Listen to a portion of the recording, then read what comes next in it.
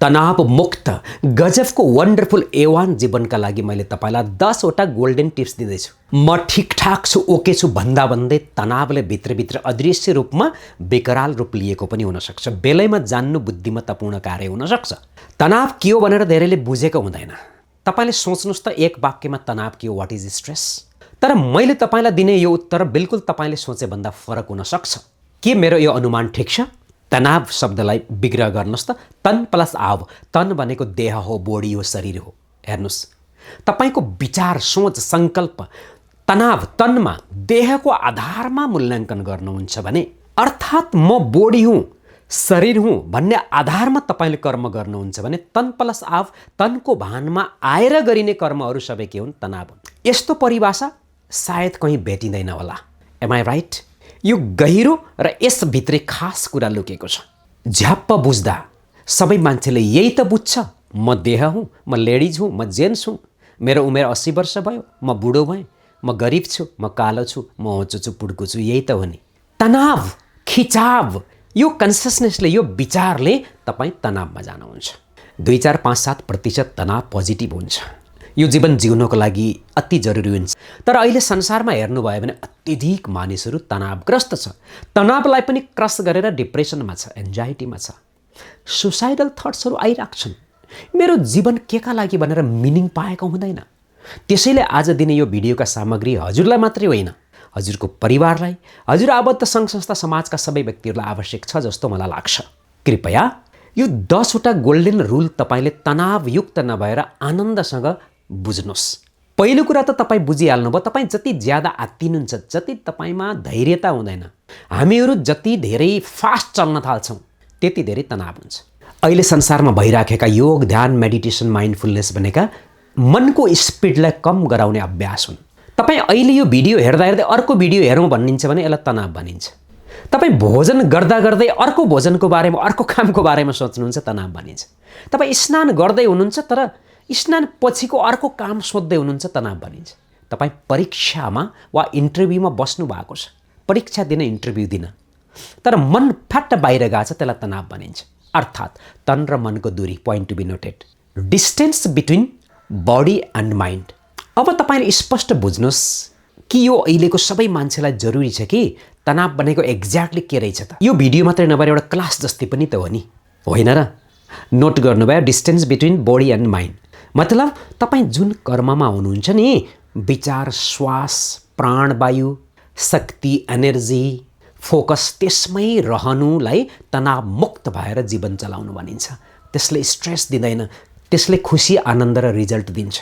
यति भनिसकेपछि म सिधा अर्को पोइन्टमा जान्छु। यो पोइन्ट के हो भने नि, मानिसले करियर भन्दा जीवनशैली बदल्नुपर्छ। नोट गर्नुभयो, करियर भन्दा जीवनशैली बदल्नुपर्छ।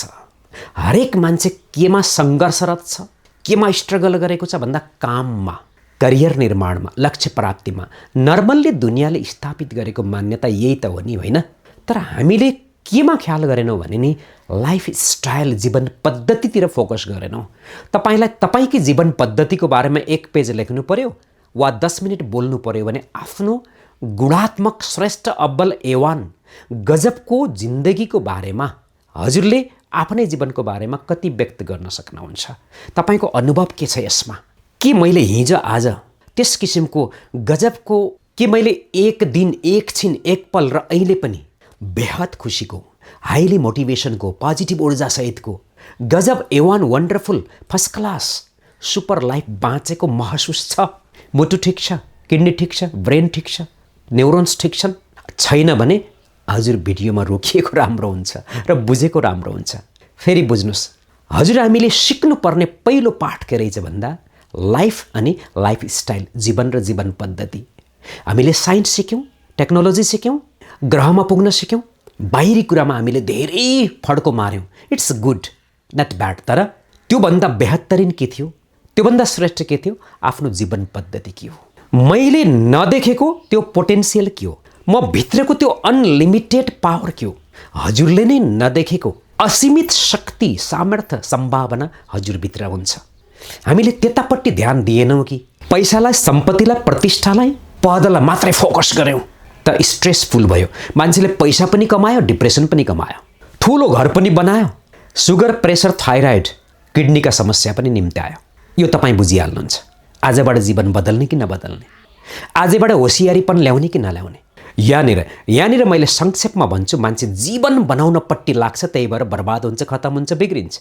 आजको दिन बनाउनपट्टि लाग्नुहोस् त, जीवन अटोमेटिक राम्रो हुन जान्छ, शानदार हुन जान्छ। एटलिस्ट अरू केही गर्न नसके पनि बिहानको समय स्वयंका लागि रमाउन दिनुहोस्। स्वचिन्तन, आध्यात्मिक चिन्तन, म को हुँ, सेल्फ रियलाइजेसन, अवेरनेस, अवेकेनिङ, योग, ध्यान, स्वचिन्तन। बिहान आफूसित रमाउन, दिउँसो कमाउन, 8-10 घन्टा हामी कमाउनको लागि, धन पैसा प्रतिष्ठा। साँझ जमाउन, त्यो भनेको स्वयंसित र आफ्नो गुणसहित अरूसित जमाउन भनेको खुसी, उत्साह, उमङ्ग, पोजिटिभ एटिट्युड, पोजिटिभ एक्टिभिटीहरूमा जमाउन। र साँझ आत्मालाई परमात्मासित कनेक्ट गरी गजबको मेडिटेसनसहित डेडिकेटेड भएर मिठो गहिरो शानदार निद्राको लागि। दोस्रो, स्ट्रेस फ्री जीवन जिउनको लागि नोट गर्नुहोस्, सप्रेसन, डिप्रेसन, यो कुरा नोट गर्नुहोस्।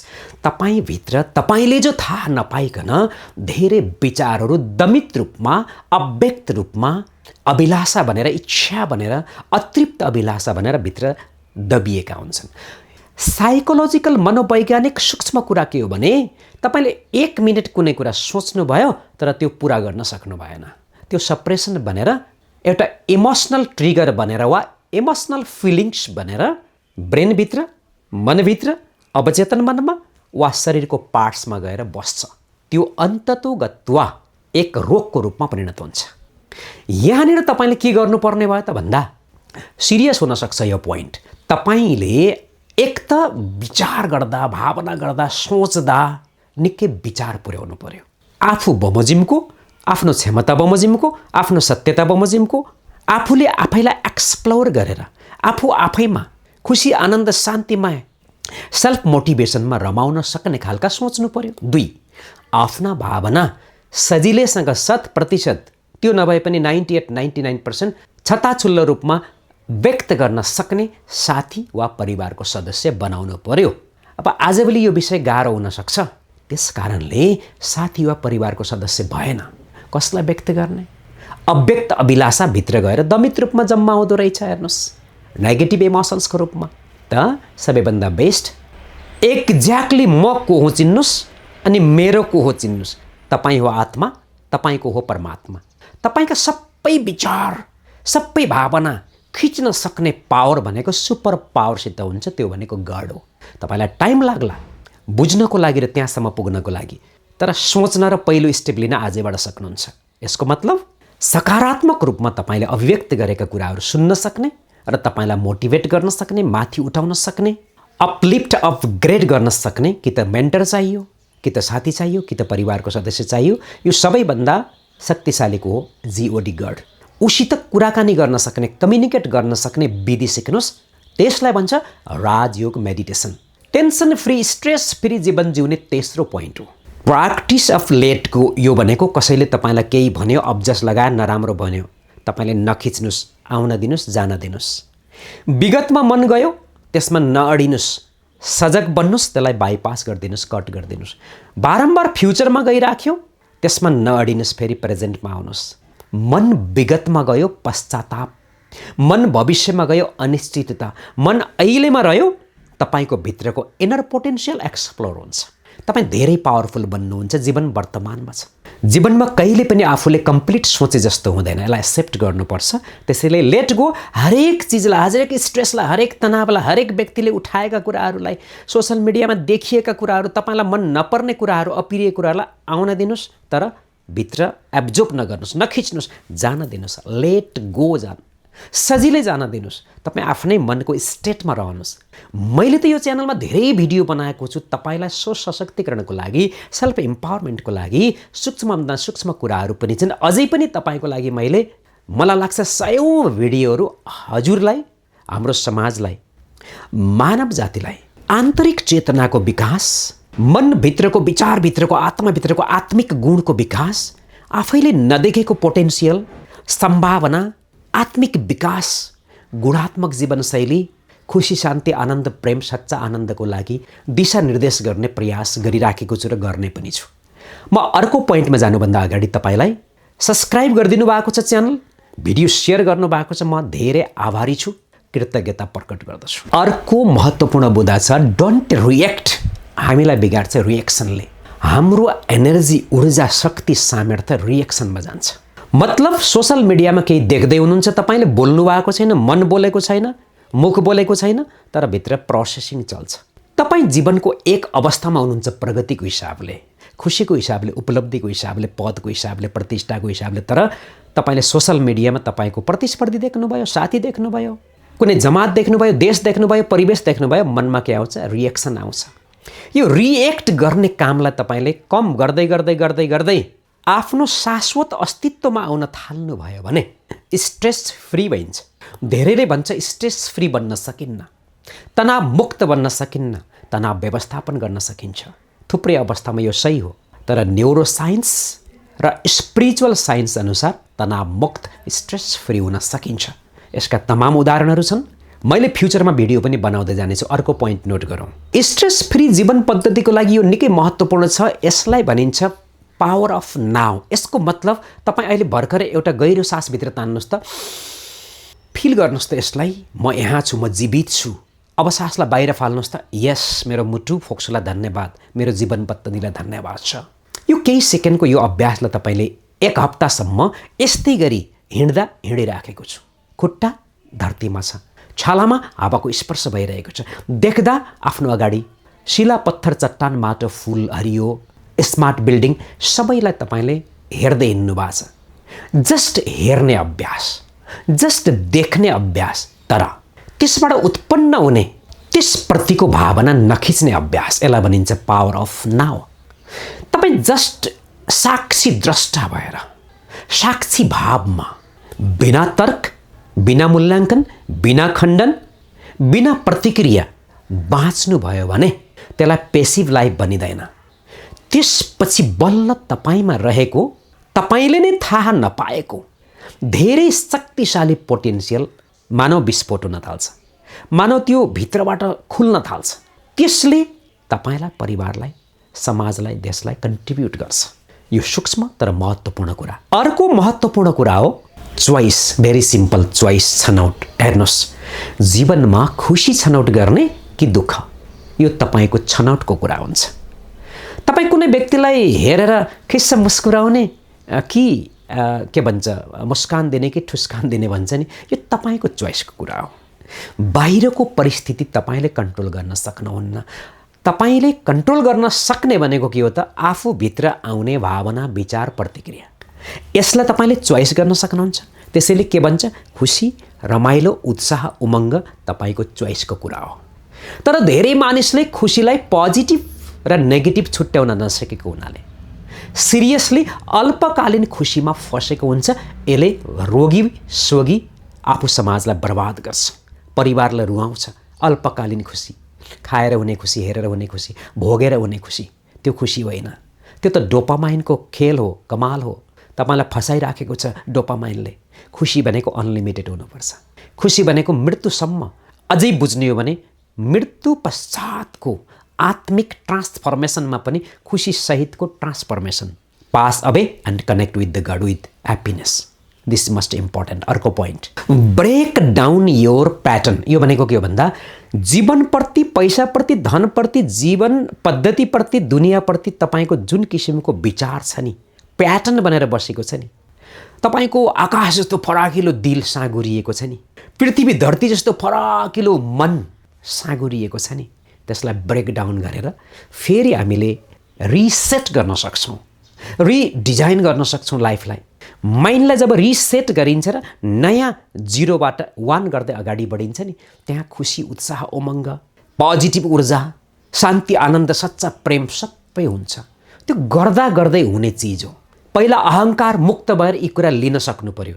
जसमा अहङ्कार छ, इगो छ, कमजोर शक्ति छ, उसले यस्ता कुरा ग्रहण गर्न सक्दैन। तपाईँलाई यी कुरा सुन्दा खुसी लागिरहेको छ भने बुझ्नुहोस् म सत्य आत्मा हो।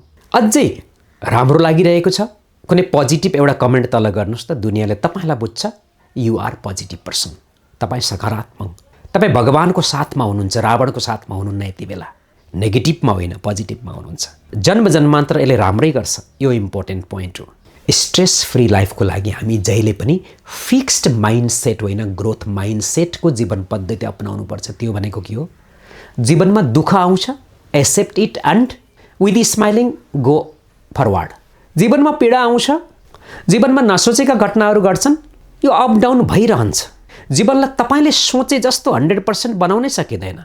जीवन 100% पर्फेक्ट हुँदैन। किनकि जीवन के हो भनेर हामीले बुझेकै हुँदैनौँ नि त। हामीले धेरै किताब पढेका हुन्छौँ, धेरै शास्त्र पढेका हुन्छौँ, तर त्यहाँ इङ्ग्लिस होला, जियोग्राफी होला, साइन्स होला, टेक्नोलोजी होला, इन्जिनियरिङ होला, एकाउन्ट होला, तर त्यहाँ जीवन छैन। शान्ति, आनन्द, करुणा, सद्भाव, सच्चा प्रेम, सेल्फ मोटिभेसन सम्बन्धी पुस्तकहरू, एक्जामको पेपरहरू छैन। त्यसैले जीवन सम्बन्धी माइन्डसेट सम्बन्धी पनि गलत धारणा हुन सक्छ। त्यो तपाईँको ओरिजिनल क्वालिटी होइन, तर कतैबाट आयातित भित्र गएर बसेको छ कडा बनेर। त्यसलाई हामीले फेरि पनि म जे सोच्छु त्यही हुनुपर्छ भन्नुभयो भने ब्लड प्रेसर हाई हुन सक्छ। किनकि हरेक सोचले केमिकल्स र हर्मोन्स उत्पादन गर्छन्, हरेक विचारले केमिकल्स र हर्मोन्स उत्पादन गर्छन्। जिद्दीवाला सोचले सुगर, प्रेसर, थाइरोइड र अनेक प्रकारका ट्युमरहरू पलाउन सक्छ। त्यसैले यो गाँठोलाई फुकाएर स्वच्छन्द बाज जस्तै, चिल जस्तै आकाशमा उड्न सक्नुपर्छ। विचारको, भावनाको, सोचको स्वच्छन्द आकाशमा। कस्तो लाग्दैछ? बोर त लागेको छैन नि? तपाईँकै लागि यो अमृतमय खुराक त हुने नि, होइन? अब यो पोइन्ट नोट होइन, प्र्याक्टिस गर्नुहोस् त। जब तपाईँ आभार व्यक्त गर्नुहुन्छ नि, भित्रदेखि, मुखबाट होइन, फर्मालिटी होइन, दिलबाट भित्र फिलिङ हुने गरी आभार व्यक्त गर्नुहुन्छ नि, तपाईँको जीवन 10-15 दिन, गहिरोसित गर्नुहुन्छ भने हप्ता दिनमै, अझै तपाईँ 100% गहिरो गर्नुहुन्छ भने आज भर्खरै फिल हुन थाल्छ कि जीवन पुरै बदलिन्छ। यस सम्बन्धी धेरै रिसर्च भएका छन्, धेरै बुकहरू लेखिएका छन्, मैले पनि धेरै अभ्यास गरेको छु। तपाईँमा यति असीमित पावर, शक्ति आफूभित्र आउँछ, यति समृद्धि बढ्छ। प्र्याक्टिस अफ ग्र्याटिट्युड, तपाईँ कृतज्ञताको अभ्यास गर्नुहोस्। कसरी गर्ने? थुप्रै भिडियोहरू बनाइएको छ, त्यतापट्टि लाग्नुहोस्।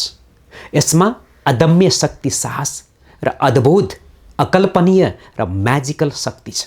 स्ट्रेस फ्री जीवनको लागि अर्को पोइन्ट हो प्राथमिकता।